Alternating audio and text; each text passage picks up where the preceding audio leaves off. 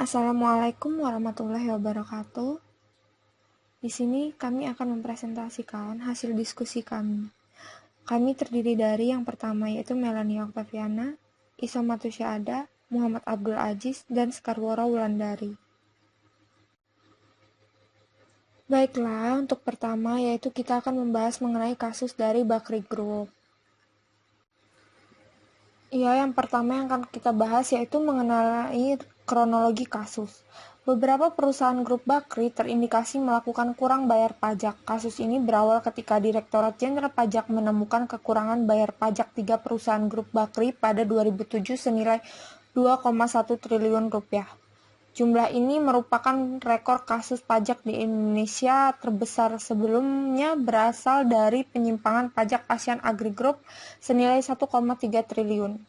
Pada tahun 2007, keuntungan kotor PT Bumi Resort Tbk induk usaha PT Kaltim Prima Coal atau yang disebut KPC dan PT Arutmin Indonesia naik 42% menjadi 754 juta US dollar atau 6,8 triliun rupiah dari 529 juta US dollar atau 4,8 triliun pada 2006. Pada pertengahan 2008, Direktorat Jenderal Pajak memeriksa kasus adanya dugaan manipulasi pajak pada tingkat perusahaan grup Bakri itu untuk tahun buku 2007 pada tanggal 4 Maret 2009. Kantor pajak menemukan dugaan kekurangan pembayaran pajak pada tahun 2007 oleh ketiga perusahaan batubara grup Bakri itu sekitar 2,1 triliun rupiah. Perinciannya yaitu KPC kurang 1,5 triliun, Bumi Resorts kurang 376 miliar, Arutmin kurang 300 miliar. Maka muncullah surat perintah bukti permulaan penyidikan. Namun, pada tanggal 20 Maret 2019, KPC menggugat Dirjen Pajak ke Pengadilan Pajak untuk membatalkan surat perintah bukti permulaan penyidikan.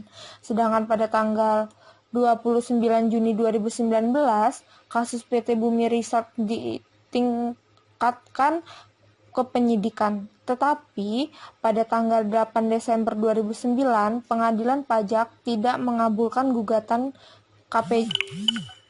KPC dan Dirjen Pajak tetap melakukan penyidikan. Pada 29 Januari 2010, Dirjen Pajak mengajukan peninjauan kembali ke Mahkamah Agung atas putusan Pengadilan Pajak tanggal 8 Desember 2009 tersebut.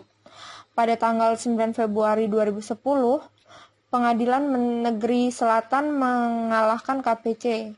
3 November 2010, gugatan Bumi Resort terhadap Dirjen Pajak dikalahkan Pengadilan Pajak. Karena kasus grup Bakri ini negara mengalami kerugian yang sangat besar. Lalu di sini terdapat tanggapan dari kami, yaitu menurut kami kasus ini melakukan salah satu pelanggaran teori etika moral, yaitu teori deontologi. Dalam teori deontologi sangat menekan motivasi kemauan baik dan watak yang baik dari perilaku. Sedangkan dalam kasus ini teori deontologi tidak etis dalam kegiatan usahanya. Tidak banyak melanggar teori etika moral saja, akan tetapi kasus ini juga melanggar Undang-Undang Ketentuan Umum Perpajakan Pasal 39. Disebutkan bahwa setiap orang yang dengan sengaja tidak menyampaikan SPT sehingga dapat menimbulkan kerugian pada pendapatan negara dipidana dengan pidana penjara paling singkat 6 bulan dan paling lama 6 tahun dan denda paling sedikit 2 kali jumlah pajak terutang yang tidak atau kurang dibayar dan paling banyak 4 kali jumlah pajak terutang yang tidak atau kurang dibayar. Pidana tersebut ditambahkan 1 kali menjadi 2 kali sanksi pidana apabila seorang melakukan lagi tindak pidana di bidang perpajakan sebelum lewat 1 tahun, terhitung sejak selesainya menjalani pidana penjara yang dijatuhkan.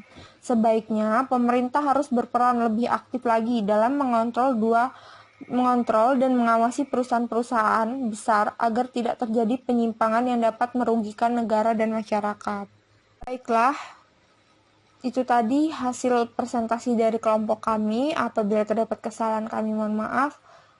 Kami akhiri, wabillahi taufiq wal hidayah. Wassalamualaikum warahmatullahi wabarakatuh.